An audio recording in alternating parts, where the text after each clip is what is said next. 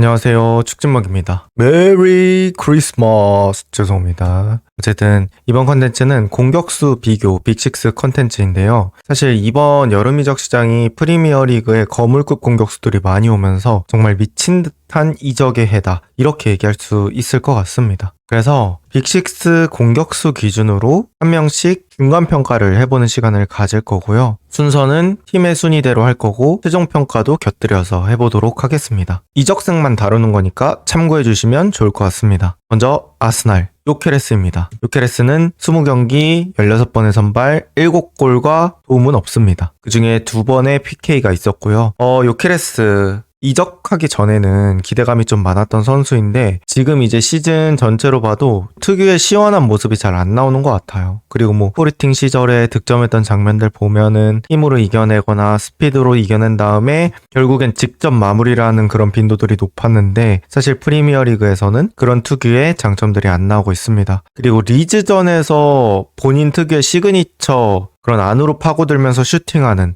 그런 득점이 나왔는데 그걸 제외하고는 약간의 투박한 득점들이 많이 반복이 되고 있습니다. 그리고 특히나 요케레스가 아쉬운 부분, 경합 능력인데요. 볼 소유에서 어려움을 겪고 있는 그런 상황이라고 볼 수 있을 것 같습니다. 어쨌든 요케레스가 빵도 크고 피지컬도 좋기 때문에 그런 볼 소유가 좀 기대되는 부분인데 자기 몸을 생각보다 잘 못 쓰는 것 같아요. 거기에 이제 연계와 패스 능력은 박스 안에서 풀어가기에는 조금 아쉬운 면들이 있죠. 그래서 이런 것들까지 다 따졌을 때는 요케레스는 결코 좋은 평가를 받을 수는 없을 것 같습니다. 그리고 이제 제가 최근에 드는 생각이 아스날보다는 맨유의 축구와 더 잘 맞지 않았을까라는 생각이 들어요. 아스날은 뭔가 시스템 안에서 자신의 역할을 이행하길 원하는 그런 축구인 것 같고 맨유의 축구는 뭐랄까 좀 던져놓고 너 혼자 능력으로 해봐. 그 대신 공간은 많이 만들어줄게. 이런 느낌의 축구라서 맨유 축구에서 뛰는 요케레스를 한번 상상하게 만듭니다. 어쨌든 요케레스는 전체적으로는 그렇게 좋은 평가를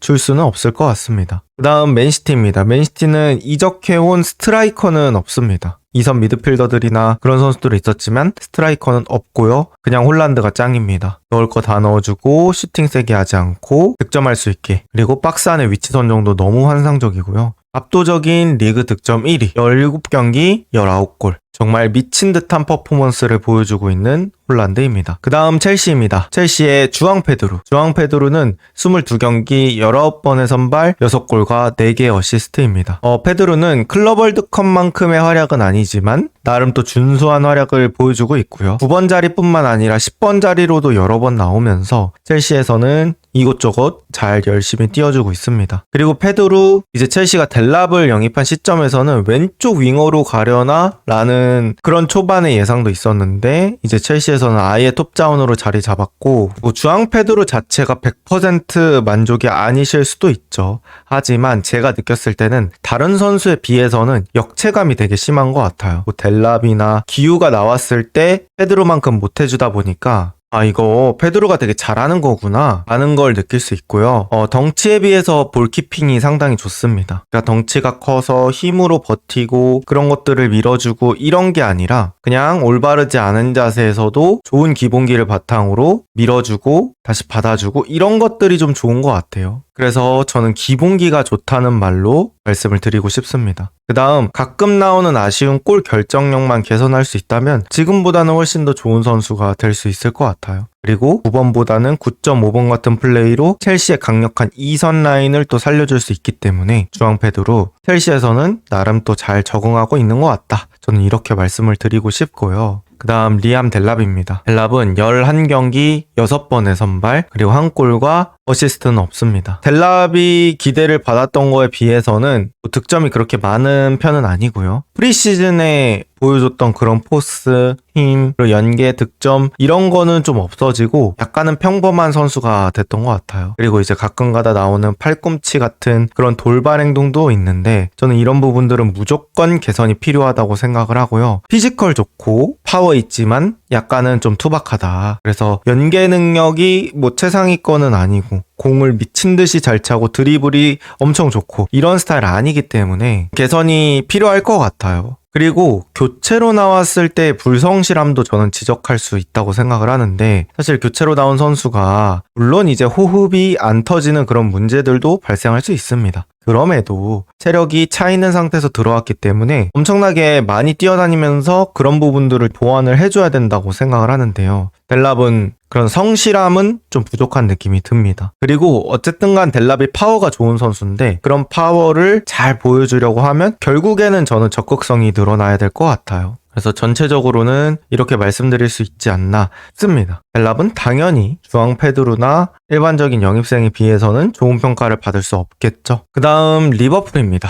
리버풀은 알렉산더 이삭입니다. 16경기 10번의 선발 출전, 3골과 1개 어시스트를 기록했습니다. 프리미어리그에서 가장 비싼 공격수, 하지만 예상보다는 아쉬운 활약을 보여주고 있습니다. 이삭은 좋았을 때는 완성형 공격수의 모습을 보여주고 있는데, 사실 이번 시즌은 그 전체적인 육각형이 좀 작아진 느낌이 있습니다. 저는 이삭이 1대1 돌파가 잘 안 되는 측면도 포커싱을 해야 된다고 생각을 하고, 또 에키티케가 치고 올라오면서 생각보다 이삭이 이적해온 그런 금액 기대치에 비해서는 기회를 많이 받지 못했습니다. 그러다 보니까 이삭이 리버풀에 적응할 그런 시간도 좀 줄어든 부분이 있는 것 같고요. 이삭, 저는 클래스는 있는 것 같은데 그 클래스를 아직 퍼포먼스가 못 따라오는 느낌이 있습니다. 그리고 지금은 또 몇 달 이상의 부상을 현지에서 예상하고 있기 때문에 이삭이 당분간은 커리어에 공백이 생길 것 같아요. 그래서 이 기간을 잘 채워오고 또 돌아와서도 부상 관리 잘하면서 뛴다면, 저는 어쨌든 이삭이 뭐 뉴캐슬에서 보여줬던 그런 근 2, 3년간의 퍼포먼스를 기억하고 있기 때문에 몸 관리만 잘 된다면 그 정도의 퍼포먼스 충분히 뽑아줄 수 있는 선수라고 생각을 하고요. 과연 이삭의 복귀 이후의 퍼포먼스는 어떨지 기대를 해보도록 하겠습니다. 그 다음 리버풀 휴고 에키티케입니다. 에키티케 24경기 17번의 선발, 11골과 1개의 도움을 기록하고 있습니다. 성공적인 활약을 보여주고 있고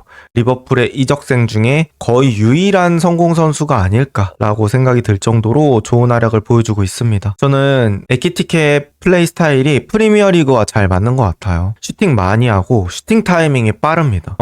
저는 어쨌든 프리미어리그가 압박도 강력한 리그고 수비수들의 수준도 높기 때문에 완벽한 슈팅 기회는 없다고 생각을 해요. 그러면 슈팅의 어떤 볼륨 자체를 많이 늘리는 게 중요하다고 생각을 하는데, 에키티케는 그래도 과감하게 슈팅을 때리는 빈도들이 많거든요. 근데 저는 그런 것들이 오히려 골키퍼가 예측하기 힘들고 상대에게 더 치명적으로 작동할 수 있다고 생각합니다. 그리고 에키티케 나름 기술 수준도 높고 볼 소유도 꽤 잘 되는 편이어서 전체적으로는 도움이 많이 되는 선수 같아요. 근데 에키티케가 압박의 실력 자체가 높은지는 평가를 보류해야 될 것 같습니다. 하지만 성실한 압박을 하기는 한데, 거기서 이제 압박의 퀄리티, 뭐 예를 들어서 각도를 줄이는 능력, 또 킥을 잘 방어하는 능력, 직접 탈취하는 능력, 이런 것들만 기른다면 리버풀에서 정말 원하는 완성형 공격수가 될 수 있을 것 같고요. 에키티케는 2대1 상황이나 1대1 상황, 그러니까 수비수 1명, 골키퍼 1명 있는 그런 2대1 상황 내지는 골키퍼와 1대1 상황일 때 마무리 능력이 확실히 좋습니다. 그래서 그런 부분들이 또 골 결정력에 영향을 미치지 않나 싶고요. 그 다음 맨유는 벤자민 세슈코입니다. 세슈코는 14경기 8번의 선발, 2골과 1개 도움을 기록하고 있습니다. 저는 나름 맨유 플레이 스타일하고 맞는 편이라고 생각을 하고 있긴 합니다. 어쨌든 맨유가 앞쪽으로 롱볼 때리는 그런 빈도들도 있기 때문에 거기서 공중볼 경험 능력이 어느 정도 필요한데,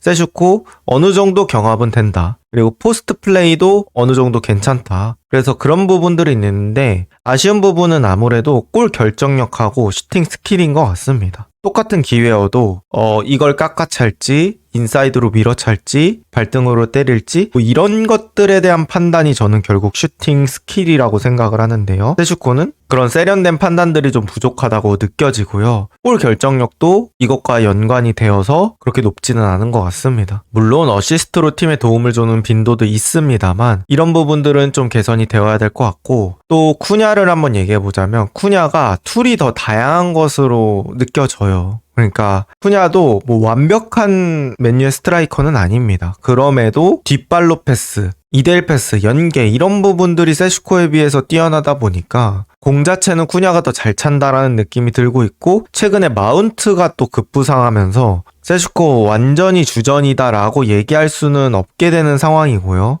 물론 이제 지금은 아프리카 네이션스컵 은베모, 아마드 이런 선수들이 갔기 때문에 세슈코가 활약을 해줘야 되는 위치긴 하지만 여기서 또 퍼포먼스를 못 뽑아낸다면 만약에 그들이 돌아왔을 때 후냐, 은베모, 마운트 이렇게 3명이 3톱을 구성하면 주전 자리 보장이 어려울 수도 있겠다라는 생각이 들고 있습니다. 아직까지는 조금 더 발전해야 되고요. 다음 토트넘입니다. 토트넘은 콜로 무아니 임대로 데려왔죠. 16경기 10번의 선발 2골과 2개 어시스트를 기록했고 솔랑키가 없는 상황에서 경기력적으로는 저는 괜찮다고 느껴져요. 근데 이제 볼 경합 상황이나 솔로 돌파도 히샬리송보다 저는 낫다고 생각을 하고 있습니다. 근데 이제 콜로무아니는 본인의 퍼포먼스도 있겠지만 저는 팀이 좀 아쉬운 것 같아요. 골대와 가까운 상황에서의 기회가 다른 팀 선수에 비해서 적고요. 콜로무아니는 주로 공을 잡는 상황이 토트넘이 내려앉아 있을 때 그 역습의 시작점이 되는 경우가 많고 그러면 이제 마무리를 하기보다는 공을 지키면서 전진하고 뿌려주고 이런 상황이 많이 진행이 되기 때문에 무한이를 온전히 평가하기는 좀 어렵다. 단순 임대라 아쉬운 부분도 있긴 하지만 저는 이 정도면 꽤 괜찮은 퍼포먼스를 보유했다고 생각을 해요. 그래서 무한이가 이제 토트넘의 상황이 좀 나아졌을 때, 그러니까 토트넘도 공격 상황이 많을 때, 그때 또 득점을 못하거나 퍼포먼스가 떨어지면 그때는 지금과 다른 평가를 받을 수 있을 것 같습니다. 그래서 이제 최종 평가를 하자면 저는 빅식스 지금 영입된 공격수 중에는 다년코 에키티케가 최고의 영입 공격수가 되지 않을까 싶습니다. 일단 득점이 다른 선수에 비해서 압도적으로 많고요. 그 다음 이제 2등을 뽑아보자면 주앙 페드루가 되지 않을까 싶어요. 그리고 이제 가장 꼴찌 워스트는 전 이삭을 뽑고 싶습니다. 기대치 대비 너무 아쉽고요.